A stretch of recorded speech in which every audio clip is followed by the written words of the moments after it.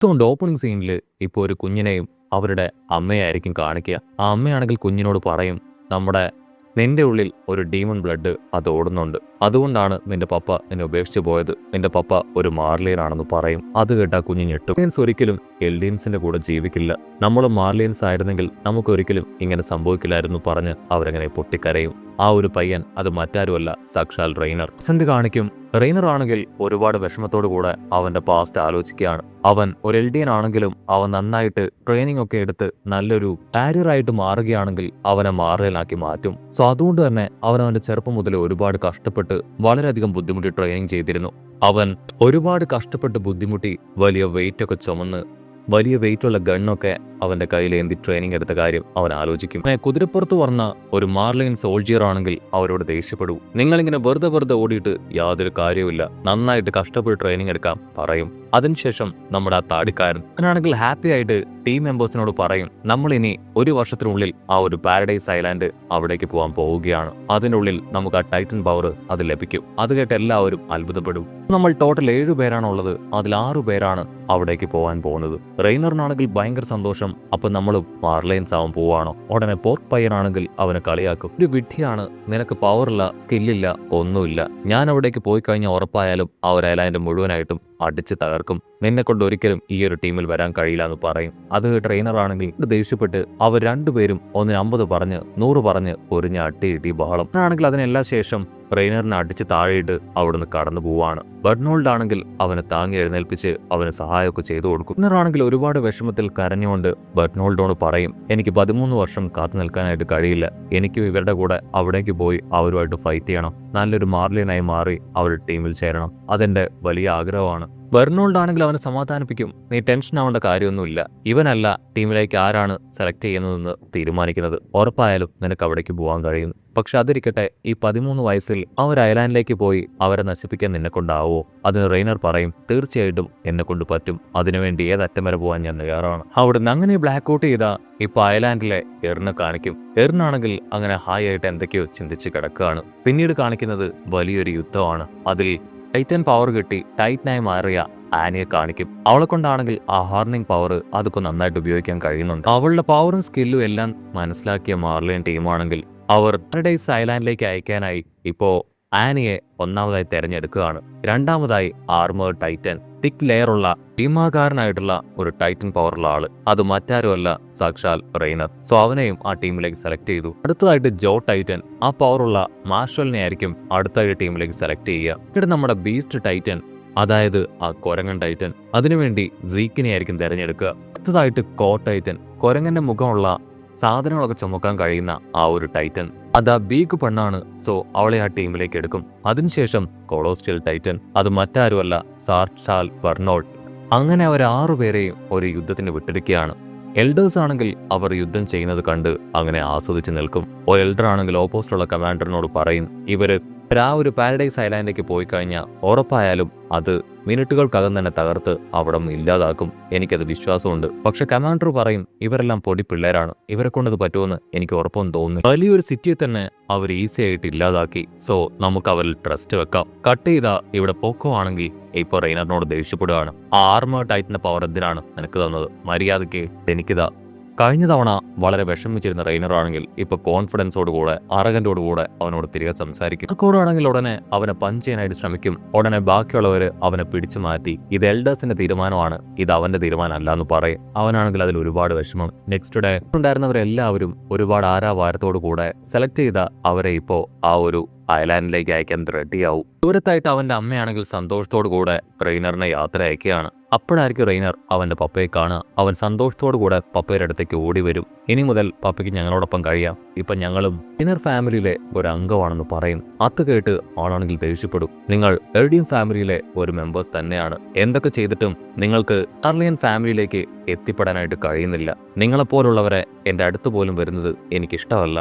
നിങ്ങൾ കാരണം എന്റെ ഇപ്പോഴത്തെ ഫാമിലി പോലും ഇല്ലാതാവും. സോ മര്യാദയ്ക്ക് എന്റെ അടുത്ത് പോവാനായിട്ട് പറയും. അത് കേട്ട് റെയ്നർ ആണെങ്കിൽ ഒരുപാട് ദുഃഖിക്കും. അതിനുശേഷം അവരെല്ലാവരും കപ്പലിൽ അവിടുന്ന് പോവാണ്. അവന്റെ അമ്മയാണെങ്കിൽ അവന് വിഷു കൊടുക്കും. അവനാണെങ്കിൽ ഒരു കാര്യം തീരുമാനിക്കും, ഉറപ്പായാലും ഈ മിഷൻ ഞാൻ സക്സസ്ഫുൾ ആയിട്ട് കംപ്ലീറ്റ് ചെയ്യും. ഈ ലോകം മുഴുവൻ എന്നെ ഓർത്തിരിക്കുന്ന രീതിയിൽ ഞാൻ പ്രവർത്തിക്കുന്നു പറഞ്ഞ് അങ്ങനെ കടന്നു പോവാണ്. അവരാണെങ്കിൽ ഇപ്പോൾ ആ ഒരു ദ്വീപിലേക്ക് കടന്നു വരികയാണ്. അവർ തീയൊക്കെ കൂട്ടിയിട്ട് എങ്ങനെ ആ മതിലിന്റെ അപ്പുറത്ത് കിടക്കാം, എന്തിനു ചെയ്യണമെന്ന് ആലോചിക്കും. നമ്മൾ ആ ചുമരുടച്ച് അവിടെയുള്ള എല്ലാവരെയും കൊന്നുകളയുന്ന അതേസമയം കിങ് ആ ഒരു മെറിഡിയൻ ടൈറ്റിനെ അതിനെ യൂസ് ചെയ്താലോ എന്ന് ബർഡോൾ ചോദിക്കും. റെയ്നർ ആണെങ്കിൽ തീർത്ത് പറയും, നിങ്ങളിങ്ങനെ പ്രതീക്ഷ നഷ്ടപ്പെട്ടതുപോലെ സംസാരിക്കാൻ പാടില്ല.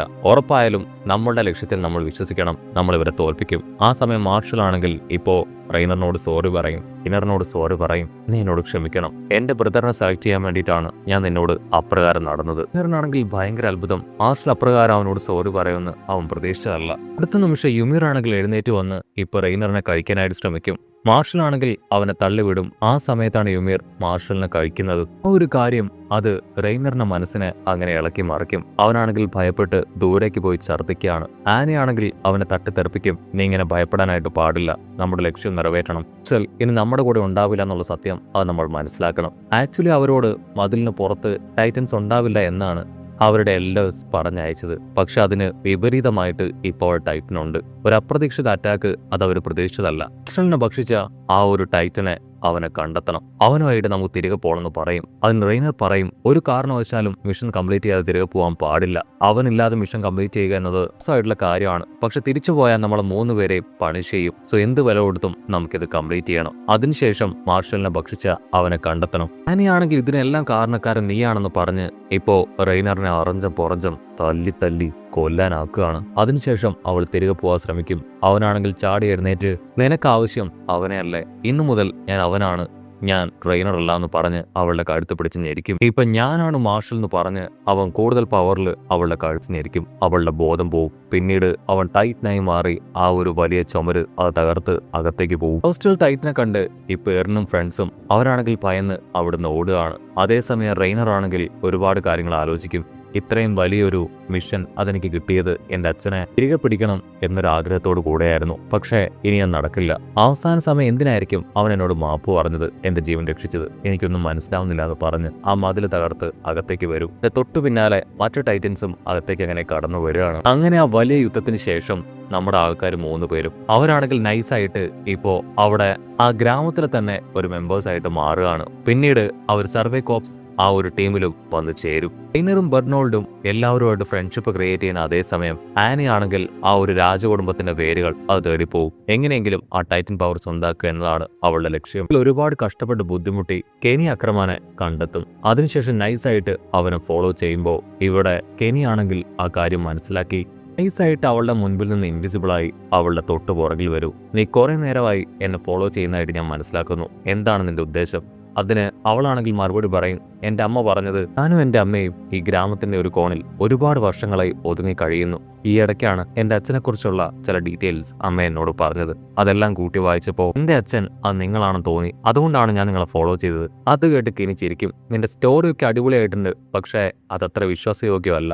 അവൾക്കാണെങ്കിൽ നീ അത്ര വേഗം മാനിപ്പുലേറ്റ് ചെയ്യാൻ കഴിയില്ല എന്ന് മനസ്സിലായി. അവളാണെങ്കിൽ അവനെ അറ്റാക്ക് ചെയ്യാൻ ശ്രമിക്കും. പക്ഷെ കെനിയാണെങ്കിൽ വളരെയധികം ഒരുപാട് ഫൈറ്റിംഗ് സ്കില്ലുള്ള ഒരാളാണ്. അവളുടെ എല്ലാ ഫൈറ്റും ബ്ലോക്ക് ചെയ്ത് അവനാണെങ്കിൽ അവളെ മലർത്തി അടിക്കും. ഗ്യാപ്പ് കിട്ടുമ്പോൾ ആനിയാണെങ്കിൽ അവിടുന്ന് അങ്ങനെ ഓടി രക്ഷപ്പെടുകയാണ്. അതേസമയം ഇവിടെയാണെങ്കിൽ റെയ്നറും ബെർണോൾഡും അവരാണെങ്കിൽ നമ്മുടെ ആൾക്കാരുടെ കൂടെ കൂടി ട്രെയിനിങ് ഒക്കെ എടുത്ത് അവരുമായിട്ട് നല്ലൊരു ഫ്രണ്ട്ഷിപ്പും ബോണ്ടൊക്കെ ക്രിയേറ്റ് ചെയ്ത് അങ്ങനെ മുന്നോട്ടേക്ക് പോകും. ഒരു നൈറ്റ് ആനയാണെങ്കിൽ ഇപ്പൊ അവരോട് 2 പേരോട് പറയും, എന്നെക്കൊണ്ട് പറ്റില്ല ഇതുപോലെ രാത്രി മുഴുവൻ അലഞ്ഞു തിരിഞ്ഞ് നടക്കാൻ. നിങ്ങൾ 2 പേരും അത് റിസ്ക് കൊടുക്കാതെ ആ ഒരു ട്രെയിനിങ്ങും കാര്യങ്ങളുമായിട്ട് മുൻപോട്ടേക്ക് പോവാണ്. ഇനി ഇങ്ങനെ പോയിട്ടുണ്ടെങ്കിൽ തീർച്ചയായിട്ടും എല്ലാവരും നമ്മുടെ കാര്യങ്ങളൊക്കെ മനസ്സിലാക്കിയെടുക്കും. എന്നെക്കൊണ്ട് പറ്റില്ല ഇതുപോലെ അടിയിടിയൊക്കെ കൊള്ളാൻ. നമ്മൾ ഈ മിഷനിൽ തോറ്റു, നമുക്ക് തിരികെ പോവാം. എന്തായാലും നമ്മളെ അവർ പണിഷ് ചെയ്യുമെന്ന് എനിക്ക് തോന്നുന്നില്ല.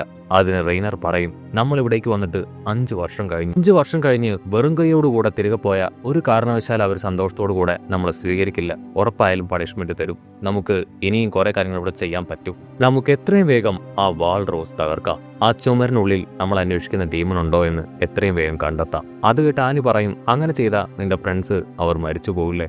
റെയ്നർ ആണെങ്കിൽ ടെൻഷനാവും. അവർ ഒരു കാരണവശാലും എന്റെ ഫ്രണ്ട്സ് അല്ല, അവരെല്ലാവരും ഡീമൺസ് ആണ്, ഇപ്പോഴും എപ്പോഴും. സോ അവരൊന്നും മരിക്കുന്നത് എനിക്ക് യാതൊരു കുഴപ്പമില്ല. എത്രയും വേഗം നമുക്കത് ചെയ്യണം. ഉടനെ ബെർണോൾഡ് ആണെങ്കിൽ അവരോട് പറയും, എന്റെ സ്വപ്നത്തിൽ എപ്പോഴും ഒരു കർഷകൻ വരികയാണ്. ആ കർഷകൻ ആളുടെ ഒരുപാട് സാഡ് സ്റ്റോറിയൊക്കെ പറഞ്ഞ് തൂങ്ങി മരിച്ചു. എന്തുകൊണ്ടാണ് ഇതുപോലൊരു സ്വപ്നം ഞാൻ വീണ്ടും വീണ്ടും കാണുന്നതെന്ന് എനിക്കറിയില്ല, അത് പറയും. അവിടുന്ന് അങ്ങനെ ബ്ലാക്ക് ഔട്ട് ചെയ്ത ഇപ്പൊ ട്രെയിനിങ് സമയത്ത് റെയ്നർ ആണെങ്കിൽ എറിന് കട്ട സപ്പോർട്ട് കൊടുക്കും. ഓരോ തവണ എറിൻ വീണു പോകുമ്പോഴും അവൻ സപ്പോർട്ട് കൊടുത്താണ് എറിനെ കൂടുതൽ സ്ട്രോങ് ആക്കി മാറ്റിയത്. റെയ്നർ ആണെങ്കിൽ ഈ കാര്യങ്ങളെല്ലാം ആലോചിച്ച് ഒരു ഗൺ എടുത്ത് അവരെ തന്നെ ഷൂട്ട് ചെയ്യാൻ തയ്യാറായി നിൽക്കും. ആ സമയത്തായിരിക്കും ആരോ ഇപ്പോ അവിടെ തട്ടുന്നതായിട്ട് അവന് തോന്നുക. അവൻ അവിടേക്ക് നോക്കും. അത് മറ്റാരുമല്ല, ഫാൽക്കോ. അവനെ കാണുമ്പോൾ റെയ്നർ ആണെങ്കിൽ ആ ഒരു തീരുമാനത്തിൽ നിന്ന് ഇപ്പൊ മാറുകയാണ്. ഫാൽക്കോ ആണെങ്കിൽ അങ്ങനെ നടന്നു വന്ന് മുൻപ് കണ്ട ആ പരുക്ക് പറ്റിയ സോൾജറിന്റെ അടുത്തേക്ക് വരും. അവരാണെങ്കിൽ അല്പം നേരം കാഷ്വലായിട്ട് സംസാരിക്കും. ഇതായിരിക്കും ബാറ്റിൽ ഫീൽഡിൽ ഓരോരുത്തർക്ക് സംഭവിച്ച ദുരനുഭവവും അവർക്ക് നഷ്ടപ്പെട്ട കാര്യങ്ങളും അദ്ദേഹം പറയാം. ചിലർക്ക് അവരുടെ ബോധം പോയി, ചിലർക്ക് അവരുടെ ഓർഗൻസ്, അങ്ങനെ പലർക്കും പലതും നഷ്ടപ്പെട്ടു. സത്യത്തിൽ ഇതെല്ലാം ഓവർകം ചെയ്ത് മുൻപോട്ടേക്ക് വരുന്ന ആരാണോ അവർക്കാണ് ഈ ഒരു ലോകം വിധിച്ചിട്ടുള്ളതെന്ന് പറയുന്നതോടു കൂടെ ഈ ഒരു എപ്പിസോഡ് അവസാനിക്കുന്നു.